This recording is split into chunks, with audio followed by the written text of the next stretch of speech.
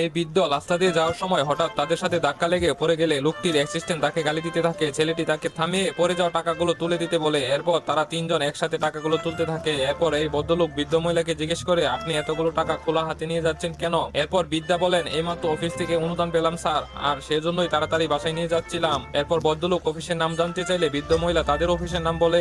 এরপর এই ভদ্রলোক বলে, আপনাকে মাত্র এই টাকাগুলো দেওয়া হয়েছে? বৃদ্ধা হ্যাঁ বলে। ছেলেটি তাকে আবার জিজ্ঞেস করলে বলে, হ্যাঁ স্যার, আমাকে এই টাকাগুলো দেওয়া হয়েছে। এরপর এই ভদ্রলোক বলে, যেহেতু আপনাকে কম টাকা দেওয়া হয়েছে তাই আমি এই টাকাগুলো অফিসে নিয়ে যাচ্ছি। সে লেগে গিয়ে টাকাগুলো অফিসে নিয়ে যায়। আর এদিকে এই ঘটনা ঘটার পর বৃদ্ধ মহিলার মন ভেঙে যায় আর সে সেখান থেকে চলে যায়। এদিকে ছেলেটি তাড়াতাড়ি করে অফিসের মধ্যে প্রবেশ করে সে তার অ্যাসিস্ট্যান্টকে বলে আরেকজন এমপ্লয়ারকে তার রুমের মধ্যে এখনই ডেকে নিয়ে আসতে। এরপর এই মেয়েটি একজন এমপ্লয়ারকে তার রুমের মধ্যে ডেকে নিয়ে আসে। তারপর এই ভদ্রলোক ছেলেটির সাথে কি ব্যবহার করে, তারপর কি হবে সেটি দেখার আগে আপনি যদি সত্যিকারে একজন ভালো মানুষ হয়ে থাকেন তাহলে এই কিউট বাচ্চাটাকে দেখে আপনি এই ভিডিওতে একটি লাইক করবেন এবং চ্যানেলটি সাবস্ক্রাইব করবেন। এরপর এই ভদ্রলোক তার এমপ্লয়ারকে জিজ্ঞেস করে, আপনি এই বৃদ্ধ মহিলাকে কেন টাকা কম দিয়েছেন? তো বন্ধুরা, তারপর কি হবে পার্ট 2 দেখতে চাইলে এখনই কমেন্টে পার্ট 2 লিখে পাঠিয়ে দিন।